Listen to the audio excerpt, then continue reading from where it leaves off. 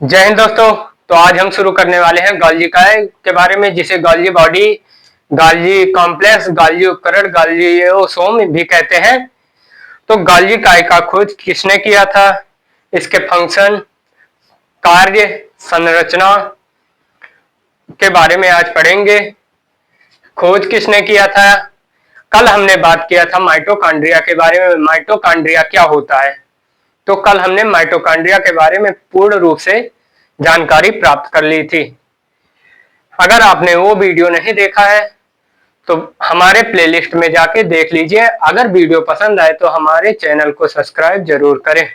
तो चलिए, गोल्गी काय कोशिका का भाग है, गोल्गी काय के बारे में शुरू करने जा रहे हैं। तो चलिए शुरुआत करते हैं गोल्गी काय। इसे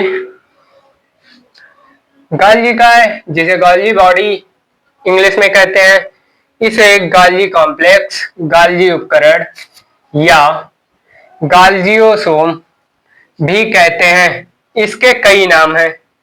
पहला गोल्गी काय, गोल्गी कॉम्प्लेक्स, गोल्गी उपकरण, गोल्गियोसोम। गोल्गी काय का खोज किसने किया था? गोल्गी बॉडी का खोज किसने किया था? Camillo Golgi. गोल्गी काय का खोज कैमिलो गोल्गी, इन्हीं के नाम पे इसका नाम पड़ा है, गोल्गी बॉडी का। अधिकतर जितने भी खोज हुए रहते हैं वो जिसने खोज किया उन्हीं के नाम पे रखा जाता है। इसका खोज कैमिलो गोल्गी ने 1898 ईस्वी में किया था। कैमिलो गोल्गी ने 1898 ईस्वी में किया था। तो इसके बारे में अब इसको जानने से पहले चलिए इसके डायग्राम के बारे में कुछ जानकारी प्राप्त कर लेते हैं। यह जो है इसे स्रावी रिक्तिका कहते हैं।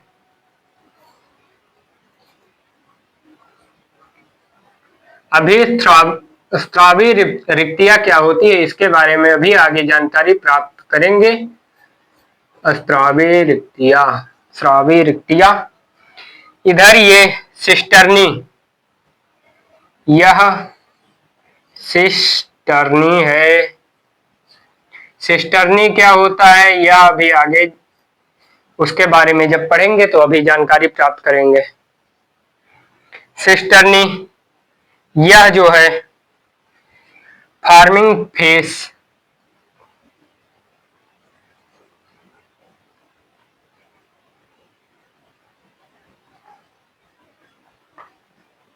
फार्मिंग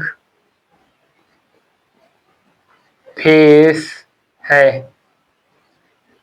यह थैली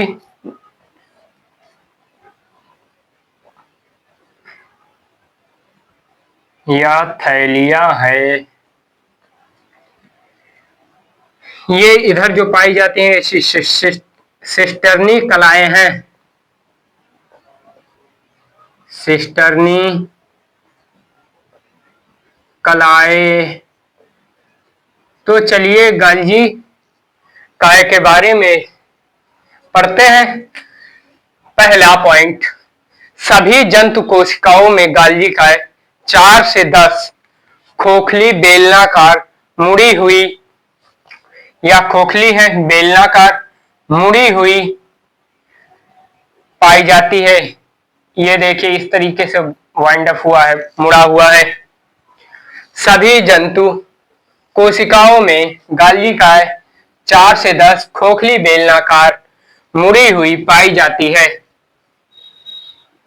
दूसरा, इसमें सिस्टर्नी, यह मैंने आपको बताया ये सिस्टर्नी है, ये सिस्टर्नी नीचे इसके सिस्टर्नी कलाएं हैं।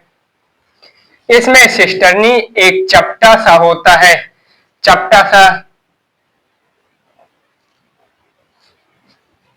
होता है। इसमें सिस्टर्नी एक चपटा सा होता है। तीसरा, सिस्टर्नी यूनिट कलाओं की बनी होती है। इधर सिस्टर्नी कलाएं पाई जा रही हैं या सिस्टर्नी कलाएं हैं। सिस्टर्नी यूनिट कलाओं की बनी होती हैं। इसके साथ थैली तथा बड़ी गोल रिक्तिकाएं, यह रिक्तिका है, यह गोल गोल जो है फार्मिंग फ्रेस भी कहते हैं, ये रिक्तिका है। पुरानी कोशिकाएं हटती हैं, नई कोशिकाएं बनती रहती हैं। तीसरा, सिस्टर्नी यूनिट कलाओं की बनी होती है। इनके साथ साथ छोटी तथा बड़ी गोलाकार रिक्तिकाएं होती हैं। चौथा, सिस्टर्नी की उत्तल सतह पर गाल्जी के नए सिस्टर्नी बनते हैं। सिस्टर्नी, यहाँ सिस्टर्नी है, इसके पीछे सिस्टर्नी कलाएं, इधर नया सिस्टर्नी बनता रहता है। पांचवा, सिस्टर्नी के दूसरे या अवतल सतह, यह अवतल सतह है। अवतल सतह से स्रावी स्रावी रिक्तिकाएं अलग होती हैं। यह स्रावी रिक्तिका है, यह गाल्जी बॉडी से अलग हो जाएंगी, कुछ समय बाद अलग होती रहती हैं। पादप कोशिकाओं में गाल्जी काय के कई छोटे छोटे समूह होते हैं जिन्हें डिक्टियोसोम कहते हैं। पादप कोशिकाओं में जो गाल्जी काय की छोटी छोटी कण पाए जाते हैं, समूह पाए जाते हैं, उन्हें डिक्टियोसोम कहते हैं। उन्हें डिक्टियोसोम कहते हैं। सातवां पॉइंट एंड लास्ट पॉइंट, फिर उसके बाद हम इसके कार्य के बारे में जानकारी प्राप्त करेंगे। जीवाणु और नीले हरे शैवाल में गाल्जी काय नहीं पाया जाता है। जीवाणु और नीले हरे शैवाल प्रोकैरियोटिक कोशिका में आते हैं। प्रोकैरियोटिक कोशिका में गाल्जी काय या गाल्जी बॉडी या गाल्जी उपकरण या गाल्जी कॉम्प्लेक्स या गाल्जियोसोम नहीं पाए जाते हैं, इसके अन्य नाम हैं। इसी तरह हम इनके नामों के बारे में जानकारी प्राप्त करते रहेंगे। अब गाल्जी काय या गाल्जी बॉडी या गाल्जी कॉम्प्लेक्स या गाल्जियोसोम के कार्य क्या हैं? सब एक ही हैं, इसके अन्य नाम हैं। तो चलिए इसके कार्य के बारे में जानकारी प्राप्त करते हैं। कोशिका विभाजन के समय कोशिका प्लेट का निर्माण करती हैं। इसका मतलब क्या है? कोशिका विभाजन के समय कोशिका प्लेट का निर्माण करती हैं। जब कोशिका पुरानी हो जाती है तो इसका विभाजन होता है, तो बीच से जब विभाजन होगा या दो कोशिकाओं में बटेंगी, यहाँ बीच में इसका पूर्ण मात्रा जो करेगा, इसका जो परत बनाएगा, लेयर बनाएगा, कोशिका प्लेट का निर्माण करेगा, वह गाल्जी काय के द्वारा होगा। यह दो कोशिकाओं में बट गई, अब यह दो नई नई कोशिकाएं बन गई। अब ये दीवार का निर्माण गाल्जी काय के द्वारा ही होता है, मुख्य कार्य इसका यही है। दूसरा, ये कोशिकीय पदार्थ ग्लाइको प्रोटीन, लिपिड्स, स्टीरॉल्स का स्त्रावण एवं संचयन करती हैं। यह कोशिकीय पदार्थ ग्लाइको प्रोटीन, लिपिड्स, स्टीरॉल्स का स्त्रावण एवं संचयन करती हैं। तीसरा, ये कोशिका कला, कोशिका भित्ति तथा कार्बोहाइड्रेट्स का संश्लेषण करती हैं। यह किस किस चीज का संश्लेषण करती हैं? कोशिका कला, कोशिका भित्ति, कार्बोहाइड्रेट का संश्लेषण करती हैं। चौथा इंपॉर्टेंट पॉइंट, ये उत्सर्जित पदार्थों को कोशिका से बाहर निकालने में सहायक होती हैं। हमारे कोशिकाओं में जो उत्सर्जित पदार्थ, अपशिष्ट पदार्थ जो बच जाता है, उसे बाहर निकालने में गाल्जी काय मदद करता है। तो चलिए एक बार इसे रिपीट कर लेते हैं। गाल्जी काय के बारे में एक बार रिपीट करते हैं। गाल्जी काय, इसे गाल्जी कॉम्प्लेक्स, गाल्जियोसोम, गाल्जी उपकरण भी कहते हैं। गाल्जी काय का खोज कैमिलो गाल्जी ने 1898 ईस्वी में किया था। पहला, सभी जंतु कोशिकाओं में गाल्जी काय 4 से 10 खोखली बेलनाकार मुड़ी हुई होती है।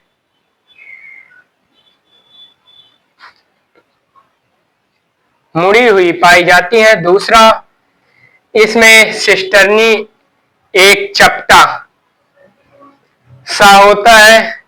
सिस्टर्नी यूनिट कलाओं की बनी होती है। इसके साथ छोटी थैलियां तथा बड़ी गोल रिक्तियां या गोलाकार रिक्तियां होती हैं। सिस्टर्नी उत्तल सतह पर गाल्जी के नए सिस्टर्नी बनते रहते हैं। सिस्टर्नी दूसरे या अवतल सतह से स्रावित रिक्तिकाएं अलग होती रहती हैं। पादप कोशिकाओं में गाल्जी काय के कई छोटे छोटे समूह होते हैं जिन्हें डिक्टियोसोम। पादप कोशिकाओं में जो गाल्जी काय छोटे छोटे समूह में पाए जाते हैं उसे डिक्टियोसोम कहते हैं। मोस्ट इंपॉर्टेंट एमसीक्यू में यह पूछा जा सकता है, जीवाणु और नीले हरे शैवाल में गाल्जी काय नहीं पाए जाते हैं। क्यों नहीं पाए जाते? क्योंकि यह प्रोकैरियोटिक कोशिका है। प्रोकैरियोटिक कोशिका में गाल्जी काय, गाल्जी बॉडी, गाल्जियोसोम, गाल्जी उपकरण अनुपस्थित होते हैं। गाल्जी काय के कार्य, कोशिका विभाजन के समय कोशिका प्लेट का निर्माण करती है, जैसा कि हमने डायग्राम बना के अभी आपको समझाया। ये कोशिकीय पदार्थ ग्लाइकोप्रोटीन, लिपिड्स, स्टेरॉल्स का श्रावण एवं संचयन करती हैं। तीसरा, ये कोशिका कला, कोशिका भित्ति तथा कार्बोहाइड्रेट का संश्लेषण करती हैं। ये कोशिका कला, कोशिका भित्ति तथा कार्बोहाइड्रेट्स का संश्लेषण करती हैं। चौथा पॉइंट एंड लास्ट पॉइंट, फिर उसके बाद हम कल शुरू करेंगे लवक के बारे में। तो इसका चौथा पॉइंट क्या है? ये उत्सर्जी पदार्थ, अपशिष्ट पदार्थ को हमारी कोशिका से बाहर निकालते हैं या फेंक देती हैं। ये उत्सर्जी पदार्थों को कोशिका से बाहर निकालने में सहायता करती हैं। तो आज के लिए इतना ही। अगर वीडियो पसंद आए तो चैनल को सब्सक्राइब और लाइक जरूर करें। तो चलिए मिलते हैं अब नेक्स्ट वीडियो में। आज के लिए इतना ही। अगले वीडियो में हम लवक के बारे में जानकारी प्राप्त करेंगे। अगर इसके बारे में किसी को कुछ भी पता हो तो कमेंट बॉक्स में फेंक के मारे। Thank you.